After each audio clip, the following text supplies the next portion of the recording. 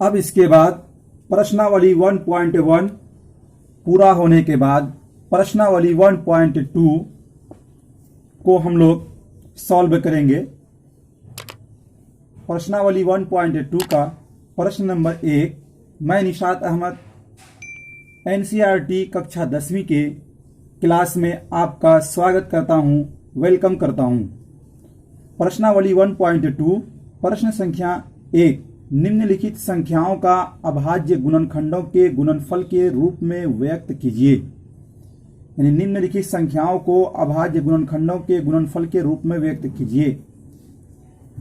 1 number में है 140, 2 number में है 156, 3 नंबर में है 3825, 4 नंबर में है 5005 और 5 नंबर में है 7429। इसको अभाज्य गुणनखंड के रूप में लिखना है। सबसे पहले ये जान लेते हैं कि अभाज्य गुणनखंड क्या होता है। तो अभाज्य संख्या वैसी संख्या है जिस संख्या का केवल और केवल 2 गुणनखंड हो। जैसे कि यदि हम लिखते हैं 3, तो 3 का एक गुणनखंड 1 है, 1 गुना 3, और दूसरा है 3 गुना 1, तो ये सब इसका बराबर होगा 3। यानी इसका केवल और केवल 2 गुणनखंड है।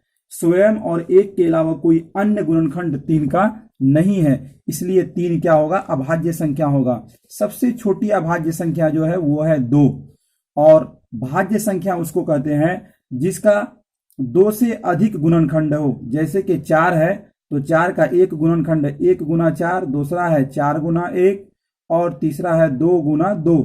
तो इसका 2 से अधिक गुणनखंड है, इसलिए ये क्या हो जाएगा, भाज्य संख्या हो जाएगा। स्वयं और 1 के अलावा भी अन्य गुणनखंड हो, यानी 2 से अधिक गुणनखंड हो, तो वो संख्या जो है भाज्य संख्या होगी। और सिर्फ केवल और केवल 2 गुणनखंड हो तो वो संख्या अभाज्य संख्या होगी। 1 9 भाज्य है और 9 ही अभाज्य है, दोनों में से कोई नहीं है क्योंकि इसका एक ही गुणनखंड है। सबसे छोटी संख्या जो है अभाज्य वो 2 है, और सबसे छोटी भाज्य संख्या जो है वो है 4। अब चलते हैं यहाँ प्रश्न के पर। प्रश्न कह रहा है कि 140 को अभाज्य गुणनखंड के रूप में लिखना है। अभाज्य गुणनखंड, तो सबसे पहले यहाँ पे लिखेंगे 140 हल। इसके लिए रफ पेपर लेंगे हम और रफ में इसको समझते हैं। रफ में सबसे पहले 140 यहाँ पे लिखेंगे और इसको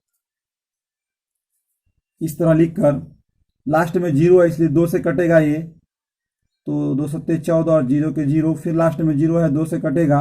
यानी सबसे छोटी पहले अभाज्य संख्या से इसको कटाया जाता है, तो ये हो जाएगा 35, और फिर लास्ट में 5 है तो इसलिए ये कटेगा 5 से, तो 5 सत्ते 35, और फिर ये 7 से, तो 7 एकम 7।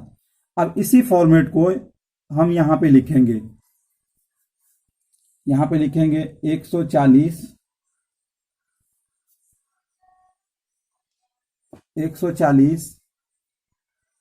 बराबर 2 गुना 2 गुना 5 गुना 7, या आप इसको इस तरह भी लिख सकते हैं, ये 2 को 2 का पावर 2 गुना, सॉरी ये 7 है, 5 गुना 7।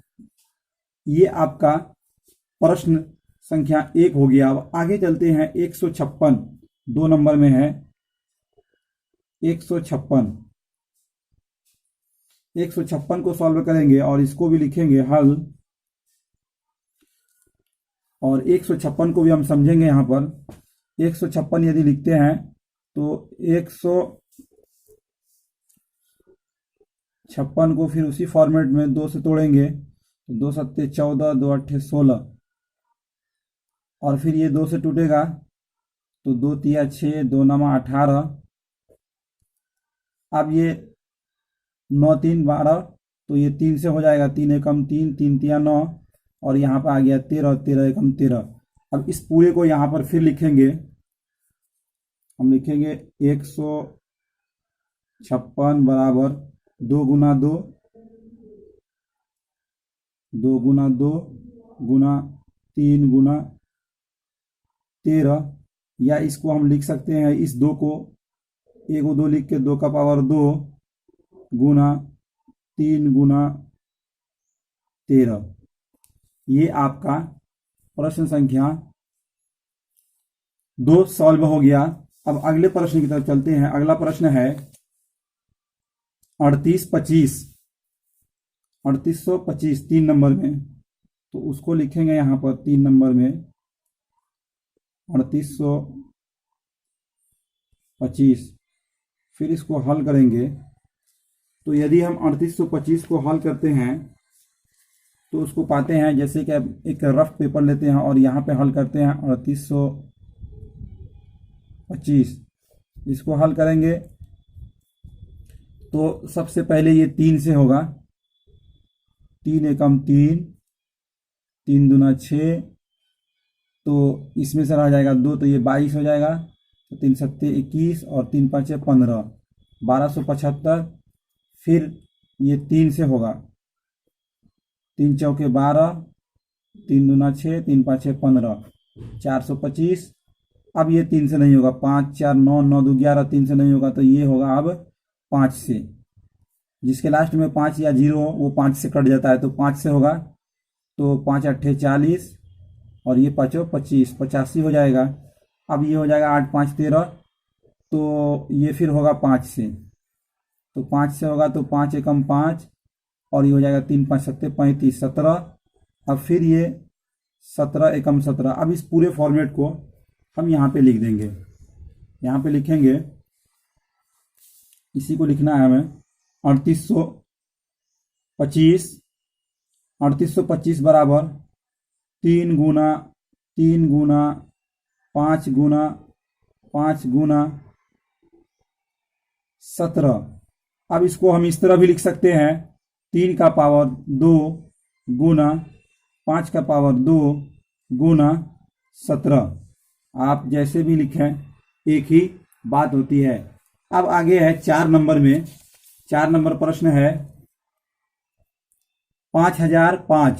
इसको सॉल्व करना है, तो इसके लिए सबसे पहले हम यहाँ पे लिखते हैं 4 नंबर। 4 नंबर में है 5005, तो इसको हल करेंगे, तो इसको फिर हम लिखते हैं एक रफ में और फिर समझते हैं। रफ में लिखेंगे यहाँ पर 5005, 5005, और इसको यदि हम कटाएंगे तो लास्ट में 5 है, तो इसलिए ये 5 से कट जाएगा। 5 एकम 5, 2 जीरो के 2 जीरो और 5 एकम 5। अब ये फिर पूरा ये 7 से कट जाएगा, हमने कटा रखा है, इसलिए आप भी कुछ संख्या को याद रखना पड़ता है, इसलिए ये 7 से कट जाएगा। तो 7 से कटेगा तो 7 एकम 7, इसमें ये हो जाएगा 3 और 30 हो जाएगा, तो 7 चौक 28 और फिर ये रह जाएगा 2, तो ये 21 हो जाएगा, 7 तिया 21, 143। अब ये जो है 143 जो है ये 11 से कट जाएगा, 11 एकम 11 और फिर ये हो जाएगा 3, तो 11 तिया 33, 11 तिया 33 हो जाएगा। अब ये फिर 13 से कट जाएगा, 13 एकम 13। इस पूरे फॉर्मेट को यहाँ पे हम लिखेंगे